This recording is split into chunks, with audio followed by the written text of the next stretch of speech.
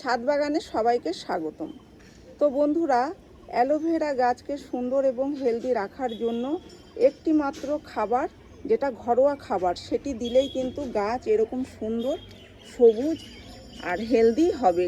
এই দেখুন, এখানে যে গাছটি দেখতে পাচ্ছেন, এর পাতাগুলো যেমন লম্বা হয়েছে তেমন কিন্তু চওড়া আর একদম ভর্তি জেল হয়ে রয়েছে এই গাছের পাতায়।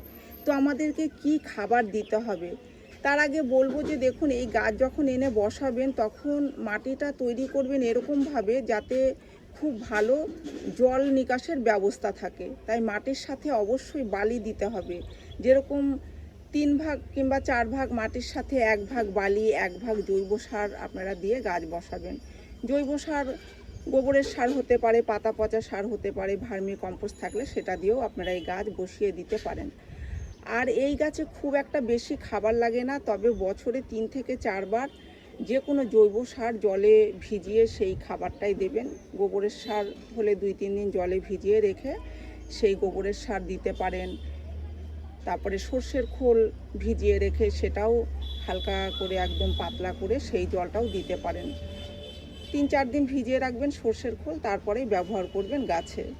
আর যেই খাবারটা দিলে পরে গাছ এরকম সুন্দর সবুজ থাকবে, রোগ পোকা থেকে গাছ বেঁচে থাকবে। দেখুন, এখানে একটি পাতাও কিন্তু ওরকম কালো কালো হয়ে যায়নি, যেগুলোতে জেল শুকিয়ে যায়। এই রকম সমস্যা কিন্তু এই গাছে হয়। তবে সেটার জন্য আলুর খোসা দিতে হবে, যেটা একেবারেই ঘরোয়া, দিলে পরে গাছ কিন্তু খুব সুন্দর গ্রো করবে। তো আলুর খোসার ব্যবহার করবেন আপনারা।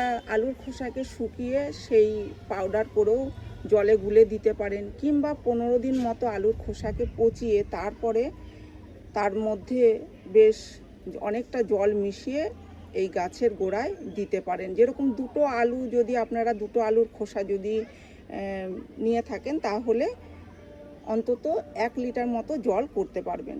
তো এইভাবে যদি গাছে একটু আলুর খোসার ব্যবহার করা যায় তাহলে কিন্তু এই গাছের পাতা যেমন সবুজ থাকবে তেমন কিন্তু লম্বা মোটা হবে আর ভর্তি হয়ে জেল হবে। কারণ আমরা জেল তখনই পাই যখন গাছের পাতা সবুজ থাকে আর এরকম চওড়া থাকে। আর গাছ যদি শুকিয়ে আসে, পাতা যদি এরকম দেখা যাবে যে পাতাগুলোর মধ্যে দাগ চলে এসেছে, তখন কিন্তু জেল পাওয়া যাবে না, পাতাগুলো শুকিয়ে শুকিয়ে যাবে। আর প্রচুর চারা বের হয় এই গাছ থেকে। দেখুন, এদিকে ভর্তি হয়ে সমস্ত চারা বের হয়ে রয়েছে। তো এই চারাগুলোকে যদি আলাদা করে অন্য অন্য টবে বসানো যায় তাহলে প্রচুর গাছ করে নেওয়া যায়। খুব সহজেই কিন্তু এই গাছগুলো গ্রো করে। এবার কোথায় রাখবেন? একদম সরাসরি রোদ্দুরে রাখবেন না, ভালো আলো বাতাস আসে এরকম জায়গায় রেখে দিলে কিন্তু এই গাছ খুব ভালো গ্রো করবে। আর জল তখনই দেবেন যখন দেখবেন মাটি পুরো শুকিয়ে এসেছে, তখন এই গাছে জল দেবেন। তাহলে দেখবেন অ্যালোভেরা গাছ নিয়ে কোনো রকম কোনো সমস্যা হবে না আর খুব সুন্দর গ্রো করবে। তো এই ছিল আজকের ভিডিওটি আমি এখানেই শেষ করছি। যদি ভিডিও ভালো লেগে থাকে তাহলে একটি লাইক করবেন, কমেন্ট করবেন আর চ্যানেলটিকে সাবস্ক্রাইব করবেন। ধন্যবাদ।